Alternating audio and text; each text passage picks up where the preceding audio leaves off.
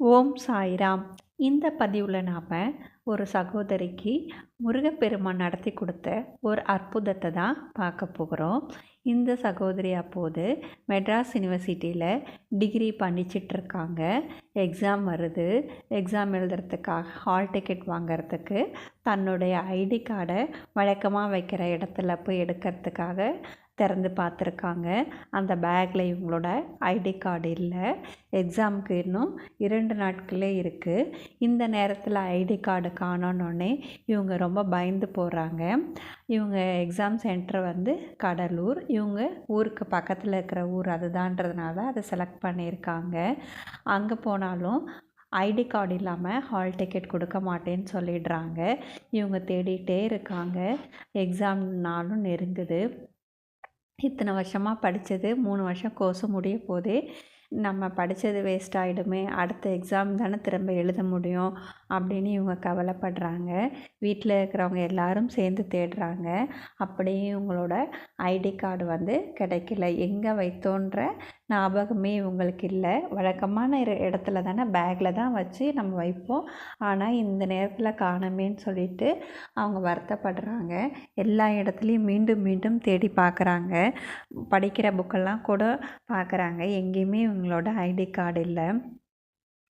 எக்ஸாமுக்கு முதல் நாள் நைட்டு ரொம்ப கவலையோடு அவங்க ஊர் முருகனுக்கு ஒரு வேண்டுதல் வைக்கிறாங்க. என்னுடைய ஹால் டிக்கெட் கிடச்சிருச்சுன்னா வருகின்ற பங்குனி உத்திர திருவிழாவில் நான் உங்களுக்கு காவடி எடுக்கிறேன்னு சொல்லி வைக்கிறாங்க. அந்த ஊர் மக்கள் எல்லாருக்குமே அந்த முருகன் தான் முதல் தெய்வம். எந்த வேண்டுதல்னாலும் எந்த பிரார்த்தனைனாலும் அவர்கிட்ட தான் வைக்கிறாங்க. அதே மாதிரியே இவங்களும் வைக்கிறாங்க. நைட்டு ரொம்ப நேரத்துக்கு பிறகு தான் தூங்குகிறாங்க. காலையில் அலாரம் வச்சு எழுந்திருக்கிறாங்க. திரும்பவும் ஒரு டைம் தேடி பார்க்கணுன்னு நினச்சிட்டு இவங்க நைட்டு தூங்கும்போதே அலாரம் வச்சிடுறாங்க. இவங்க வீட்டிலேருந்து காலையில் 6:30 மணிக்கு கிளம்புனா தான் கரெக்டாக எக்ஸாம் சென்டருக்கு போக முடியும்.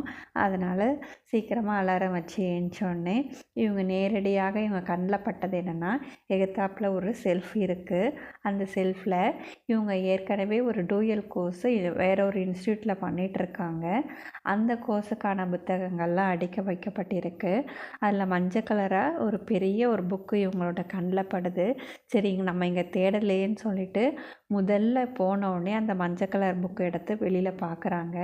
பார்க்கும்போதே இவங்க 4-5 பக்கத்தை திருப்பும்போது இவங்களுடைய ஐடி கார்டு அதில் இருக்குது. இவங்க அடைஞ்ச சந்தோஷத்துக்கு அளவே இல்லை. உடனே மற்ற வேலையெல்லாம் ஓரங்கட்டி வச்சுட்டு எக்ஸாமுக்கு போகிறதுக்கு ரெடி ஆகுறாங்க. முருகப்பெருமானுக்கு நன்றியும் செலுத்துகிறாங்க. பங்குனி உத்திர திருவிழா வரும்போது முருகனுக்கு இவங்க காவடியும் எடுத்து தனது பிரார்த்தனையும் நிறைவேற்றுறாங்க. இவங்க என்ன பண்ணியிருக்காங்கன்னா, அந்த எக்ஸாமுக்கு படிக்கும்போது 2 புக்கையும் சேர்த்து வச்சு கம்பேர் பண்ணி படிச்சிருக்காங்க. படித்தவங்க அந்த எக்ஸாமை எப்படி எழுதியிருக்கோன்றதுக்காக இந்த டூயல் கோர்ஸ் புக்கில் இருக்கிற சம்மை வெரிஃபை பண்ணி பார்த்துருக்காங்க. அப்படி பார்த்துட்டு கடைசி நாள் எக்ஸாம் அன்னைக்கு அந்த ஐடி கார்டை இந்த புக்கில் வச்சுட்டு மறந்துருக்காங்க. எடுத்து வழக்கமான வைக்கிற இடத்துல வைக்காமல் விட்டுட்டாங்க. இதுதான் அவங்க ஒரு சின்ன ஞாபக மறதி தான் அவங்கள இவ்வளோ பெரிய ஒரு சங்கடத்தில் ஆழ்த்திருக்கு.